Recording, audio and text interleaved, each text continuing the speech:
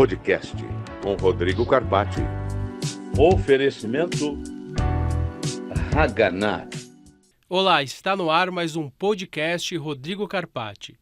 Hoje temos um convidado especial também. Estou aqui com Luiz Sanches, engenheiro, que vai falar para vocês da importância de ter um engenheiro presente, os vícios dentro do condomínio, para que a gente possa aí dirimir inúmeras questões. Lembrando que esse podcast vai ao ar através do canal Rodrigo Carpati no YouTube. Não deixe de seguir e curtir esse vídeo. E também você pode assistir no caminho de casa, do trabalho, da assembleia, através de qualquer plataforma streaming. Então não deixe também de nos procurar nas plataformas streaming. Para começar, vamos falar da frase da semana. Acho que tem uma frase que tem a ver com engenharia também. Até que o sol não brilhe, acendamos uma vela na escuridão. Importância da engenharia, a concepção arquitetônica hoje, os condomínios, eles existem primeiramente porque são construções físicas, e depois nós temos as pessoas que constroem os seus lares, os problemas do convívio, mas com certeza a parte estrutural, que você é um especialista, Luiz, Sim. É algo que tem dado o que falar, não? A concepção do condomínio, primeiramente agradeço pelo convite, Rodrigo, a todos que estão aqui da produção, mas a importância do condomínio, a importância dessa concepção, a gente sempre faz a analogia de um parto, onde primeiramente tem ali o pré-natal, é acompanhado, então tem um engenheiro ali concebendo, né, aquela criança que é o condomínio, e depois de entregue, quem que é o pai? Quem que cuida? O síndico é o pai da criança? O síndico geralmente costuma ser o pai da criança. Só que essa responsabilidade é algo que ele tem, né? Que saber dividir com cada especialidade e não abraçar tudo, porque realmente recai sobre a responsabilidade dele civil e criminal. Então, a engenharia está para ajudar e fazer o correto, então, até mesmo contribuir para não cair naqueles famosos e famigerados vícios construtivos. Antes de falar dos vícios, vamos começar com as imagens. Vamos fazer um negócio diferente hoje. Começar com as imagens, porque a pessoa, ela adquire imunidade, ela imagina o que pode estar por trás disso. A hora que ela vai num plantão de vendas, ela muitas vezes nem quer saber qual a construtora, e isso já passa a ter alguns indícios do que ela vai encontrar pela frente. A quantidade de vícios construtivos nos condomínios é cada vez maior e chama muito a atenção. Então, vamos dar uma olhada em algumas imagens, Luiz, para que você possa passar para a gente, e depois a gente começa falando um pouco da teoria, do que são os vícios construtivos, Sim. Ocultos, redibitórios, aparentes, vícios estruturais. Isso é interessante. Que vício é esse? Esse é um vício que não é um vício aparente, é um vício oculto que vai ser descoberto aí com o uso. Vamos começar diferenciando, Luiz, os vícios. Pode voltar a imagem na gente? Diferenciar dos vícios do condomínio, que muita gente confunde, para os vícios de unidade e as responsabilidades por cada uma delas. Exato. Um tabu que hoje temos no condomínio é principalmente item de fachada, né? De quem é a fachada? Esse trecho se refere mesmo à unidade, esse trecho se refere ao condomínio. Então tem casos até mesmo o clássico, que é a cobertura. Então, o vazamento que vem da cobertura é da minha unidade, ou o vazamento da cobertura vem relacionado a uma área comum, que realmente é a cobertura que a gente chama às vezes de barrilete. Então, essa questão, né, de análise técnica, ela está muito mais ligada à verificação da concepção da construção, como ao uso também dessa construção e quanto à manutenção. Então, esses três fatores, eles andam lado a lado para a gente conseguir determinar se realmente um vício, uma anomalia, que às vezes a gente costuma classificar, se é inerente a uma etapa construtiva ou se é inerente a um problema de manutenção, seja do condomínio ou do proprietário. Muito interessante isso, extremamente interessante. Isso passa por uma questão jurídica, porque nem sempre é uma questão somente construtiva, porque a laje, ela pode ser definida, logicamente que não o telhado ou o teto, mas, por exemplo, ela pode ser definida como uma área comum ou como uma área privada. Ela pode ser área privada. E outra situação que pouco se fala no mercado, infelizmente, é que muitas vezes, por uma falta de potencial construtivo, a construtora imputa uma área que seria exclusiva do condômino e que ela, se houvesse a possibilidade, estaria dentro da matrícula dele, ela deixa ela largada como área comum e ele vai ser utilizada de forma exclusiva. Daí deu problema aqui, de quem é a responsabilidade. E lembrando que o Código Civil ele passou a regular isso, trazendo a possibilidade de áreas comuns com uso exclusivo, mas ele não trata de quem seria a manutenção. Até trata, ele fala que as despesas inerentes àquela área são, as despesas de conservação são do condômino, mas as despesas estruturais para qualquer tipo de problema. Então, essa questão que você tocou é excelente. Vamos falar um pouco dos tipos de vício, para que as pessoas entendam um pouco. Sim, os vícios estão muito mais ligados ao que a gente costuma falar, entre aparentes e ocultos, né? E tem subclassificações quanto a esses vícios que eu vou comentar. Mas o aparente, como o nome já diz, é o que está visual. Então, geralmente... E os prazos? Os prazos de prescrição, porque isso também é muito importante. Decai, assim, um pouco na parte jurídica e um pouco na parte técnica. É importante falar disso. Eu vou fazer um link entre esses dois assuntos. Mas o prazo, sabemos que tem o artigo 618 do Código Civil, que imputa ali os 5 anos referente à construção, e em referência também aos vícios construtivos. Porém, não determina se são aparentes ou ocultos. Quando pegamos o Código de Defesa do Consumidor, em específico, não me recordo ao certo o artigo, se é o 6.068. Acho que é o 42 do Código de Defesa do Consumidor.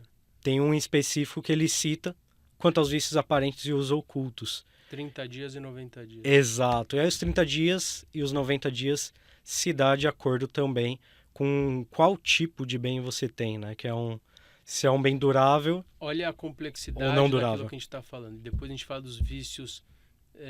A regulação dos vícios, ela não está só no Código Civil, ela está também no Código de Defesa do Consumidor, existe relação de consumo, e a gente tem também os vícios redibitórios, né? Exatamente.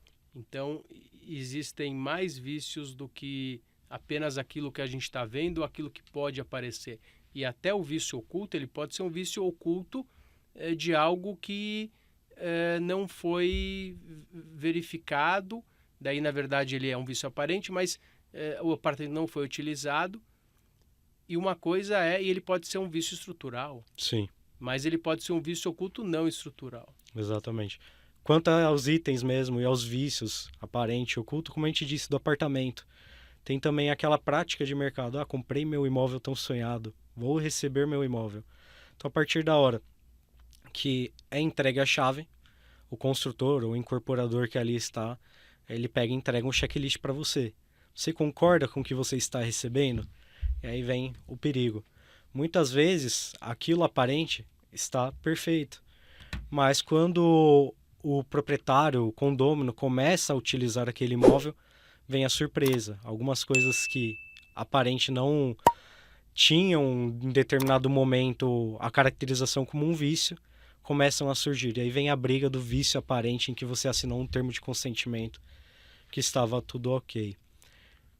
Então, quando eu for receber uma unidade imobiliária, eu, via de regra, porque é muito importante, porque o que quer dizer, por que a gente fala dos vícios? Porque é o prazo que eu tenho para perder a minha garantia. Então, a garantia está ligada justamente a essa questão. Então, se eu entro num apartamento de um vício aparente, não faço a vistoria bem feita e dou quitação, em tese, quitado está.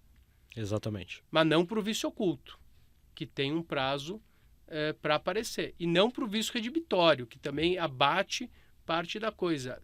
O vício redibitório, 1 ano para aparecer e mais 1 ano para reclamar, isso? Isso mesmo. Então, assim, tem essas distinções de prazo entre os vícios, se torna um pouco mais complexo, mas via de regra, até no âmbito, vamos dizer assim, judicial, que a gente costuma atuar, como que funciona os vícios, como que são classificados esses vícios. Então, independente se ele é oculto ou se ele for aparente, ainda decai principalmente para nós da engenharia a questão de manutenção. Se a manutenção foi realizada corretamente e comprovadamente se isso se trata realmente de um vício. Tá? E Luiz, tem uma coisa que me incomoda um pouco, porque é trazido, acho que por alguma ABNT, Sim. prazos de garantia que diferem dos prazos de garantia da lei. Então, assim, o que me Exato. parece é que esses prazos, eles vêm para defender a construção civil e, assim, o que a gente tem guerreado muitas vezes nos processos é de forma contrária e o judiciário, via de regra, Assim. entende, porque a gente está... Uhum.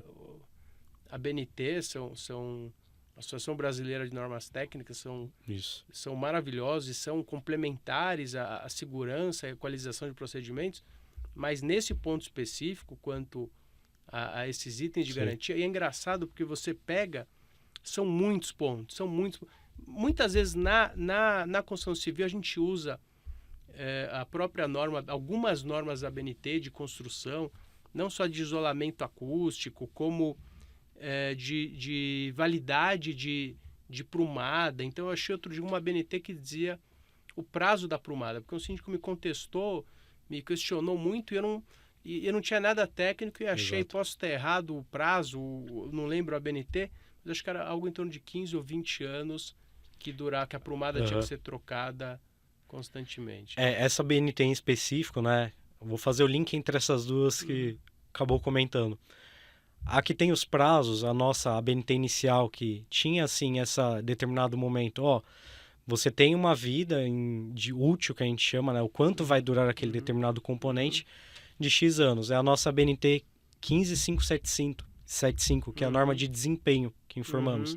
Então, ela é subdividida em algumas partes, então há revestimentos, a parte, exemplo, de pisos, enfim, em diversas partes. E ela declara ali algumas questões relacionadas à vida útil. Já deixando bem claro essa vida útil, a norma é bem específica o que se refere a ela. Aquela vida que ela estabelece, exemplo, prumada, ela somente vai perdurar aquele determinado momento que foi projetado se realizadas manutenções. Então a norma deixa claro. E é essa a principal defesa, o síndico que está nos escutando agora precisa ficar atento, porque essa é a defesa da consultora.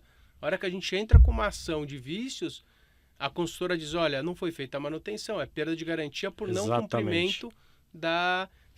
Eu usei muito tempo o exemplo em sala de aula, que se eu recebo um piso de granito e jogar ácido nele, minha garantia acabou naquele momento. Exatamente. E aí tem um link que foi a norma de garantias, que assim a gente chama, que é a 17170, em que colocou todos esses apanhados de itens da norma de desempenho voltada a uma norma só, relacionada aos prazos de garantia dos elementos. Que são muito menores do que os prazos legais. São muito menores. Só que qual que é, vamos dizer assim, o pulo do gato? 1 ano para rejunte, 2 anos para... Algo assim para forçar realmente a manutenção e comprovar se você realiza ou não. Muito mais por conta disso. Só qual é o pulo do gato da norma? Lá no início dela, ela está falando que são prazos recomendados. Perfeito. Ela é uma norma que não obriga, ela recomenda. Então, porque a BNT não obriga, né? A Exato. BNT não é, apesar de ser ter força basilador, mas ela é... Não pode obrigar. Então ela é recomendativa. E aí vem a ela é norteadora, questão... recomendativa, norteadora. Isso. E aí qual que vem a questão? O que eu vou adotar? É uma norma, exemplo, de desempenho? É uma norma de garantias ou tem algum manual específico para isso? Via de regra, até no meio judicial, falando até por perícias federais, muito em ações de Minha Casa Minha Vida, faixa 1, o que é balizado para verificar se a garantia está ou não está de acordo, mesmo passados os 5 anos? Primeiro, a comprovação da manutenção. Segundo, se a manutenção foi realizada conforme o que determina o manual de uso e operação. E em terceiro e principal, na ausência do manual, ainda prevalece as fichas, tanto de fabricantes quanto de quem executou, falando, o componente ali tem que ser realizada a manutenção a cada X tempo. Por último, no caso da inexistência desses prazos, aí sim vem a nossa norma de garantia e demais atos assim que a gente consiga balizar e formular se foi realizada ou não a manutenção. Muito interessante, Luiz. Uma coisa muito interessante é a questão da vida útil que você mencionou. Então, assim, uma coisa é o prazo de garantia, outra coisa é a vida útil. Então, vamos lá. Totalmente diferente. Eu comprei um automóvel que tem 2 anos de garantia. Daí, no 3º ano, cai o motor. Daí, a empresa, não, acabou a garantia, não. O produto não é condizente com a vida útil dele. Então, por que a empresa, depois do prazo de garantia, vai lá e chama? A responsabilidade perdura. Por que ela chama e fala assim, recall, né? As empresas chamam de para recall.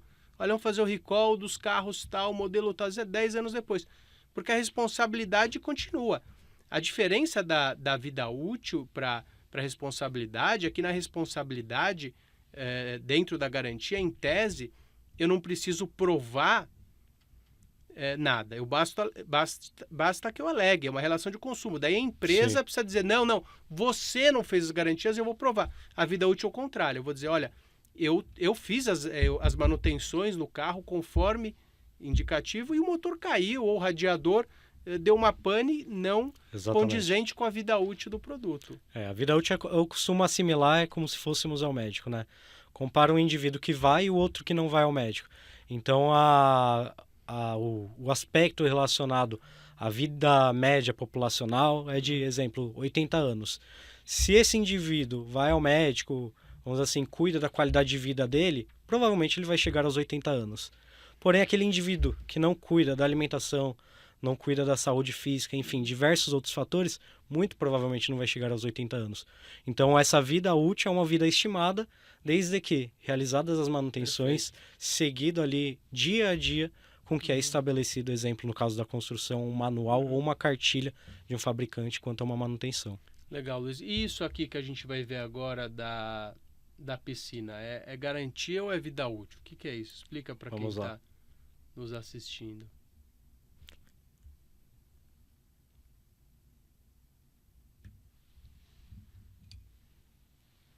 E a gente tem essa imagem de baixo, né? A gente trouxe ela.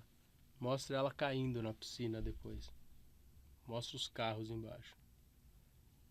Pode comentar, Luiz. Que a gente está vendo, para quem está só nos escutando, é uma piscina num prédio no Espírito Santo que ela desaba embaixo da garagem. A gente tem aí as imagens complementares. E ela traz uma ruptura. E, nesse caso, não houve vítima. Mas a gente tem um carro, aqui, ó, imagem complementar. Você está passando, imagina você está passando ali, indo para o elevador, saindo do elevador, morre, né? Fora a enxurrada. Fora a enxurrada. E deve ter tido, o carro, pode ter tido problema com o carro. Sim. Essa imagem, esse registro, na verdade, ele é muito impactante em dois sentidos, né? Aparentemente é um condomínio, onde esse condomínio tem pouca idade, então dá para verificar ali pela imagem de cima da piscina que tem um revestimento em tese bem cuidado, né? Não aparenta assim ter manchas, não aparenta ter um desgaste. Então aparentemente era bem cuidado. E aí recai, né, a pergunta se é uma vida útil ou se é uma garantia. A vida útil, novamente, relacionada à manutenção. E a garantia pode ser desde o Código de Processo Civil, o Código de Defesa do Consumidor, ou as garantias previstas por norma ou pelo manual, né? É muito relativo. Nesse caso em específico, a gente tem a famosa norma de desempenho, que é a 15575, em que fala um pouquinho de estrutura. Ela não fala muito de piscina, mas fala de estrutura. Por que isso, Luiz? Porque basicamente o fundo da piscina é a estrutura ali do subsolo. Então a gente tem uma vida útil estimada, média de 50 anos, às vezes até mais, enfim, pode variar. Luiz, quer dizer que um condomínio chegou aos 50 anos, eu vou demolir e construir outro? Não. Aí que vem as manutenções, para perdurar aquela vida. Apesar de ser um condomínio novo, esse fator muito provavelmente não está ligado a uma vida útil, mas uma questão de execução. Tem uma linha de raciocínio ainda está sobre, vamos dizer assim, investigação, ainda o laudo pericial aparentemente não foi concluído, mas quanto ao que a gente fala de vinculação, ou seja, o aço, se ele estava vinculado às laterais da piscina, onde alguns criam a linha de raciocínio e falam que não pela ruptura, a forma que ela caiu repentina. Então, fato este se comprovado, é muito mais relacionado a uma questão de garantia por ser um vício oculto do que em si uma vida útil do empreendimento. Perfeito, Luiz. E a minha pergunta é a seguinte. Comprei uma unidade nesse prédio, ou sou síndico desse prédio, quero ficar em dia aí com minhas obrigações, minhas responsabilidades. Como é que eu evito uma situação dessa? Eu tenho uma cartilha que eu costumo falar, mas eu quero ouvir aí a sua opinião para a gente discutir. Tem um fator muito importante recente, tá? Teve a alteração de uma norma, que é a nossa norma de manutenções, que é a 5674. Essa norma agora ela foi revisada e já foi, no caso, publicada no final de janeiro, onde no anexo B dela tem um item muito importante.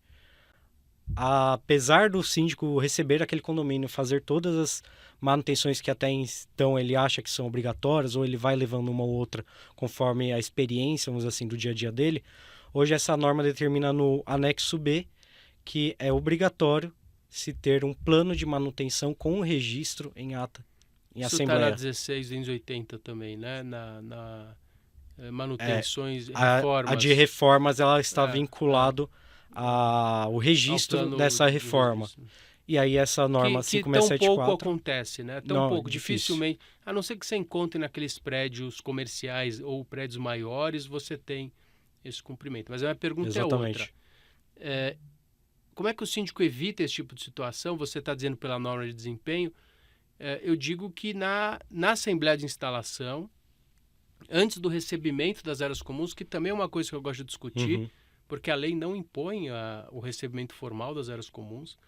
A partir do momento em que, eu gostei do seu termo, que o engenheiro é a mãe do condomínio, o síndico é o pai do filho, Exato. em que momento que o prédio é parido e o síndico assume a criança, esse momento no direito, no condomínio, ele é conhecido como Assembleia de Instalação. Então, assim, a partir do momento da Assembleia de Instalação, a construtora, que era a pessoa jurídica responsável por aquele condomínio, passa a ter um representante legal de uma pessoa não jurídica, a gente já discutiu isso aqui, que é o síndico. Então, o síndico precisa se precaver dessas situações. Primeiro que é uma situação interessante, que não existe formalmente, desconheço, você pode complementar ou divergir, é esse o objetivo. Sim. Não existe na lei a obrigatoriedade de recebimento de áreas comuns. É uma formalidade inventada e trazida para eximir muitas das responsabilidades da consultora, e a gente acaba seguindo o jogo dessa forma. Mas como é que entendo que o síndico deva proceder? Levando o engenheiro para fazer o recebimento formal das áreas comuns junto com o engenheiro da consultora, que normalmente não vê vício nenhum lá naquela área. Exatamente. E daí o engenheiro do condomínio, por mais que seja um prédio zero, mas isso às vezes é difícil de incutir na cabeça daquele condômino, daquele corpo diretivo, e algumas vezes aquele corpo diretivo, logicamente, está ali bem intencionado, mas algumas vezes você tem o síndico que foi indicado pela consultora, que também é uma situação que contraria a nossa legislação, porque o síndico tem que ser eleito e não indicado. Sim. Né? Essa é uma questão, assim, na parte de engenharia, quanto na pericial, um pouco mais fácil de ser respondida. Por quê? Temos a norma do Manual de Uso e Operação, que basicamente no anexo dela também determina as obrigatoriedades de entrega de documento por parte da construtora e incorporadora. E os de responsabilidade do condomínio a partir do momento da Assembleia Geral de Instalação, onde o condomínio vai proceder com a execução desses documentos. Um dos documentos imprescindíveis que a construtora deve entregar ao condomínio é o documento que se refere à entrega da área comum. Ou seja, a constatação. Isso está numa ABNT, é isso? Na ABNT, exato. Então, via de regra, por norma, a construtora ela deve entregar este documento, comprovando que entregou em condições aceitáveis para uso, manutenção e operação. Mas não existe uma formalidade para esse recebimento. Para recebimento, não. Exato. Essa é uma... a construtora adota para benefício próprio, porque diz, olha, ele recebeu, ele me deu quitação em tese, Sim. mas assim, o recebimento não necessariamente ele está procedendo à quitação. Não tem uma obrigação por parte do síndico ou por parte do condomínio em receber formalmente, ele exato. pode receber para não criar um dissenso, um desgaste inicial. Mas assim, algumas vezes esses termos, e já li diversos deles, eles trazem quitação.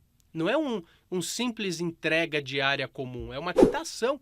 E assim, eu já fiz recebimento de área junto com o engenheiro e com o síndico, que na verdade são canteiros de obra. Sim. Inclusive tem uma matéria que fala sobre a possibilidade do condomínio recusar a instalação a entrega das áreas. a instalação do condomínio. Tem até uma frase que a gente costuma utilizar, que é um pouco polêmica, né? Que a equipe de obra ela não entrega a obra, ela abandona. Isso Exato. aí, isso aí. Então, literalmente, quando vamos receber, seja pelo condomínio ou entregar pela construtora, que também tem alguns casos, a obra ainda está inacabada. Tanto que algumas construtoras adotam um prazo de 90 dias, que a gente chama de D30, 60 e 90, para terminar essa obra depois de estabelecida, né, a AGI. E por que ele quer entregar correndo? Porque ele tem um prazo legal, ele tem um contrato de compra e venda, tem uma Exatamente. tolerância de 180 dias, que ele já está ultrapassando. Então ele vai lá, entrega, e outra situação, ele só pode cobrar o condomínio depois que ele entrega. Então ele está arcando com todos os condomínios, porque para que o condomínio funcione, ele já tem que ter uma instalação mínima. Sim. E esse abandono é perigoso, mas às vezes é evitável. Às vezes é evitável. Sim. Se não for por vias normais, às vezes por vias judiciais. É, por vias judiciais, o por exemplo- vias judiciais. O exemplo prático é esse recebimento por parte do condomínio acompanhado de um engenheiro.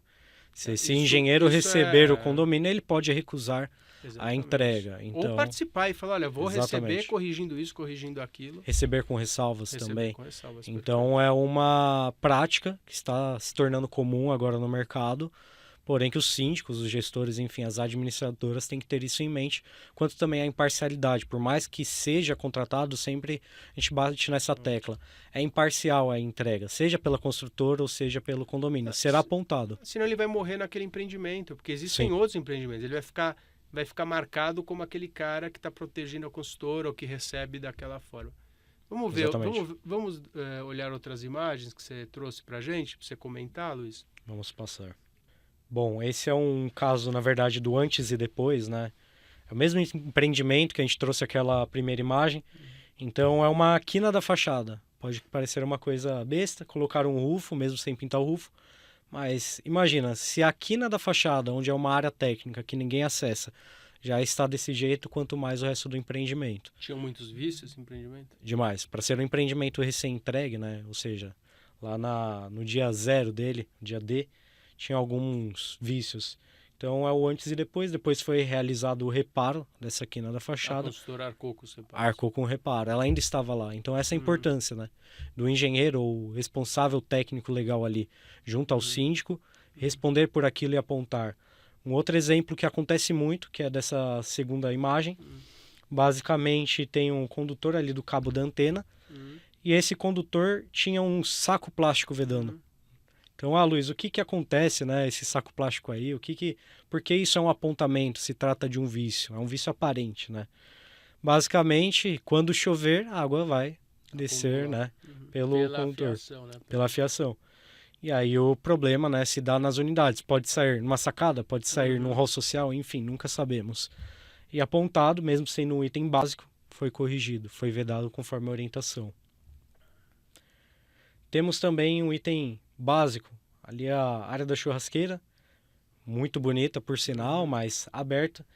E aí vem a questão que a gente sempre remete à norma de perícias, a 13752, que classifica vícios.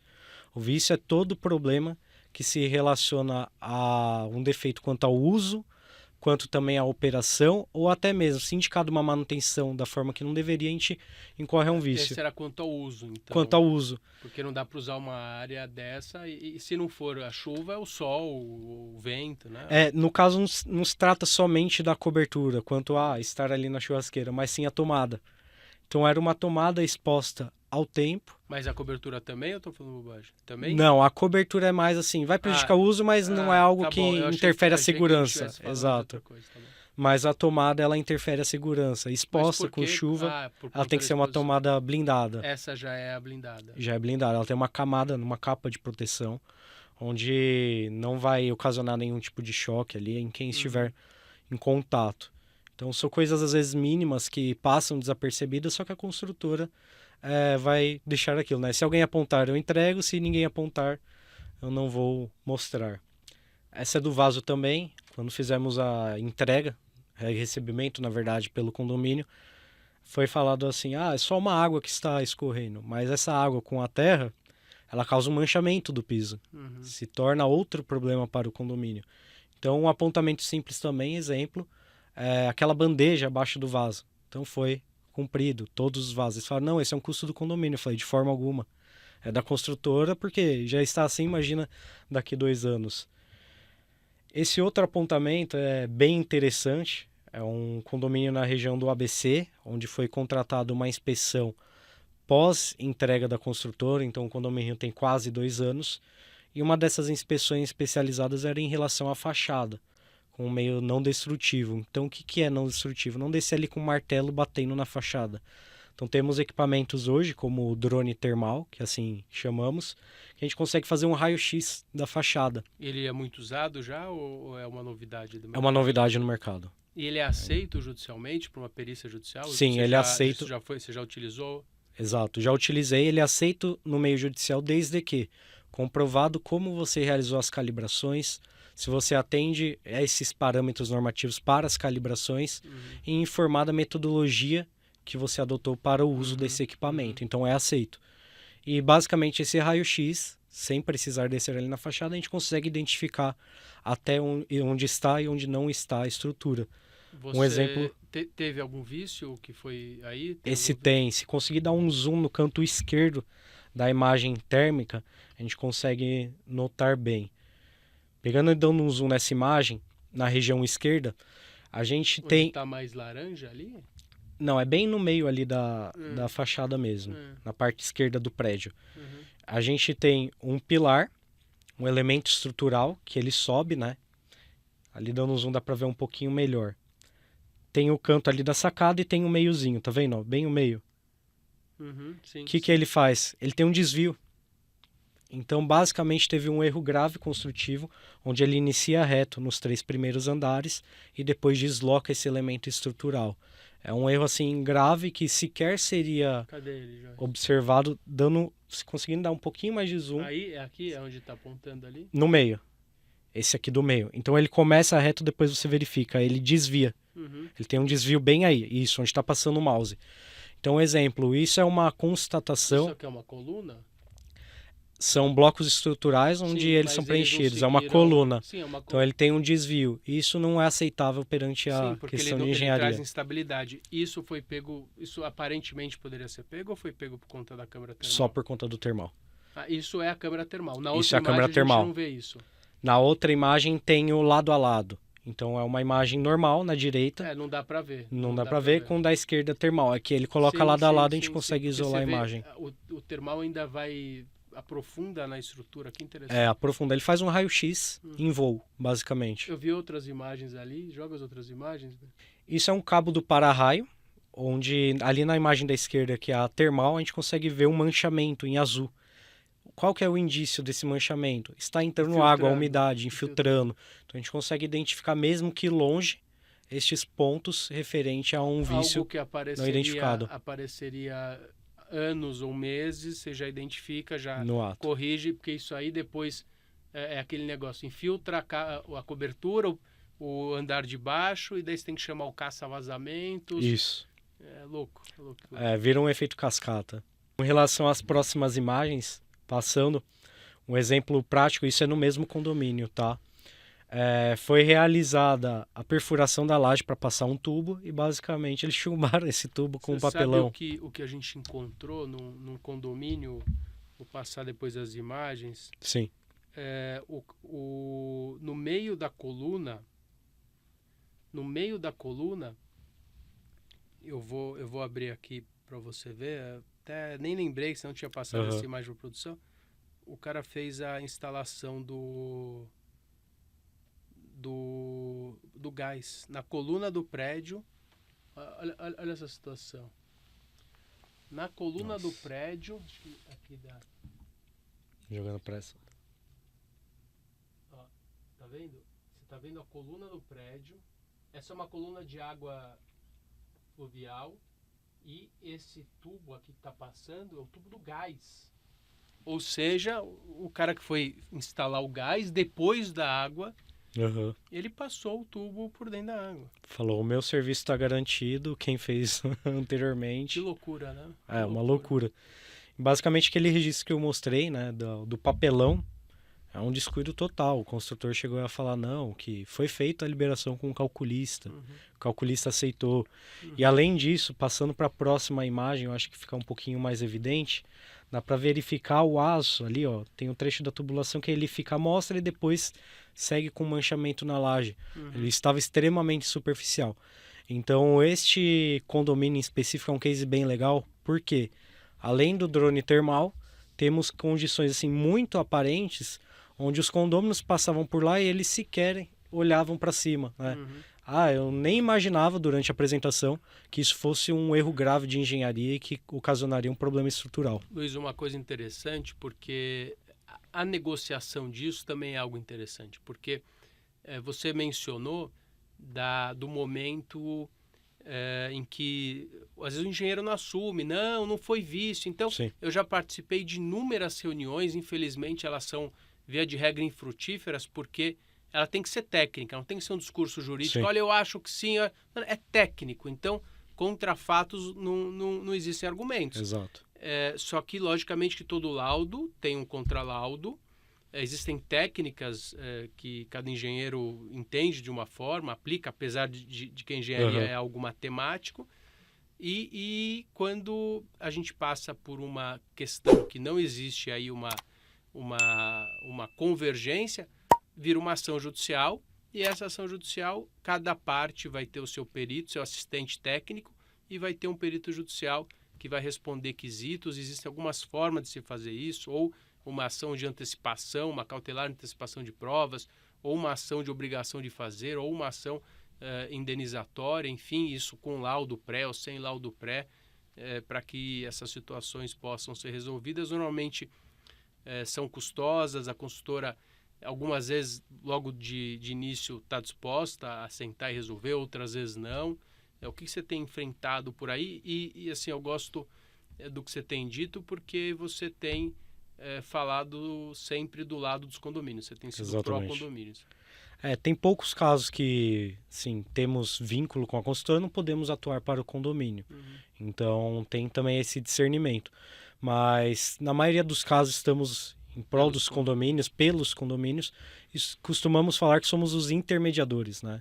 Então, é quem fica justamente ali para bater tecnicamente com a outra parte que também é técnica. Ser o interlocutor do condomínio de forma técnica.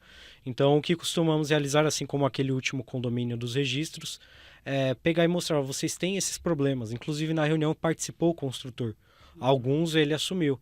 E outros ele falou, vou levar para o meu outro engenheiro calculista, para a minha equipe da obra, para a gente discutir o que dá para entrar em consenso, o que realmente irá realizar. Então, via de regra, o melhor caminho é esse, ter esta conversa inicial, porque aí, se tivesse realmente a nível nacional esse nível de contratação, de assessoria, enfim, de conversa, muitos dos casos judiciais seriam evitados ou os custos processuais seriam muito mais reduzidos. As pessoas não conseguem imaginar o fim que pode levar uma construção mal fadada ou a utilização. Uma vez eu estava num condomínio onde uma das unidades estava cortando as lajes para passar a tubulação elétrica, porque ele queria modificar, e isso pode abalar a estrutura. Eu queria que a gente mostrasse aquele vídeo da Praia Grande, daquele prédio que teve deslocamento. Não foi essa a questão, Exato. mas nós tivemos no Rio de Janeiro, há uns anos atrás, e que inclusive embasou a 1680. Exatamente. Que foi o condomínio Liberdade, é isso? Isso. No Rio de Janeiro, onde uma malfadada de uma obra fulminou na queda do edifício, caiu o elevador e morreram algumas pessoas. Então, queria que a gente mostrasse a cena do condomínio e que você comentasse, porque a gente não quer assustar ninguém, mas isso existe. Olha, isso é real, isso acontece, o condomínio entra em colapso. Eu queria que você dissesse aparentemente quais os motivos e se você já viu outros condomínios que entraram em colapso. Sim. Com relação a condomínios em colapso, é um caso assim mais, entre aspas, atípico, porque envolve uma participação muito grande, principalmente do CREA, Confea, quanto a realmente evacuar o prédio, verificar as causas pertinentes a este problema ou não, como foi o caso deste condomínio. Este condomínio em si, ele teve um problema estrutural, um dos pilares se quebrou, onde foi evacuado. De luxo. Condomínio de luxo em alto padrão. O que faz um pilar se quebrar? Tem diversas causas, tá? Sempre a gente vincula, que nem a norma que eu mencionei, a de perícias, quanto ao projeto, execução, a manutenção E aí a manutenção também está relacionada muitas das vezes a reformas irregulares, como foi o caso do Rio de Janeiro. Então, fatores como exemplo, um projeto mal dimensionado, ou um problema às vezes relacionado à execução. O projeto está ok, mas o construtor não executou conforme estava no projeto. Ou conforme o caso do Rio de Janeiro, que foram diversas reformas irregulares. Todos esses fatores, sendo isolados ou eles em conjunto, corroboram para essa questão como foi do edifício. O que um condomínio, o que você falaria para um síndico no caso de um condomínio? Ele assumiu como síndico um condomínio. O que ele tem que fazer do ponto de vista da engenharia, logicamente, para se prevenir? O primeiro, vamos dizer assim, o pontapé inicial seria minimamente realizar uma inspeção especializada ou uma inspeção predial. Verificar o contexto geral que se encontra o condomínio, desde a parte física, a parte visível, quanto documental, no que foi e o que não foi realizado de manutenção. Estabelecidos esses parâmetros do visual e documental, deve-se elaborar o plano de manutenção, como eu mencionei lá da 5674. Hoje a norma já obriga e exige que seja vinculado à ata de assembleia, pelo menos o plano de manutenção, sendo ele anual. O que isso favorece ao síndico, à administração, à gestão?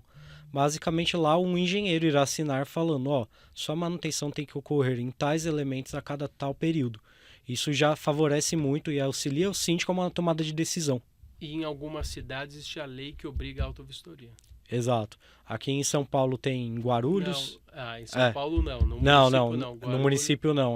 Na verdade ele é municipal, mas não é estadual. No Rio de Janeiro já é obrigatório e existe no Nordeste também. Exato. Mas hoje temos também um PL quanto a essa aprovação. Então estamos movimentando junto ao CREA para tentar... Federal. Então o CONFEA, que é o Conselho Federal de Engenharia e Agronomia, já está voltando com o PL para a aprovação quanto à autovistoria ou à inspeção predial, assim como alguns falam, tá? Então é algo que vai auxiliar bastante os gestores para uma tomada de decisão assertiva e, em contrapartida, evitar casos como esse que a gente viu.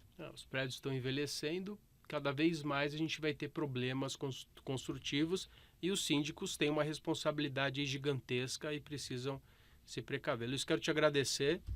Foi um grande prazer conversar com você e saber que você está aí à frente dos condomínios, em defesa dos condomínios na parte de engenharia, para que possa auxiliar aí todos os síndicos de São Paulo. E já está fazendo trabalhos fora de São Paulo? Também, já tem algumas contratações e o que a gente sempre fala é plantar a semente para realizar o correto. Então, que faz o correto, que entende como que realmente deve ser contratado, como deve ser fiscalizado, como deve ser a manutenção, já espalha para outros, que aí assim a gente consegue a melhoria do mercado como um todo. Maravilha. Luiz, obrigado mais uma vez. Obrigado a você que nos assistiu. Lembrando que esse podcast vai ao ar no canal Rodrigo Carpati no YouTube. Não deixe de seguir e curtir esse vídeo. Recomende aí para os seus amigos se você gostou. E também se você quiser escutar no caminho de casa, do trabalho, da assembleia, esse vídeo fica disponível também no formato streaming através de todos os canais streamings. Então, muito obrigado e até breve.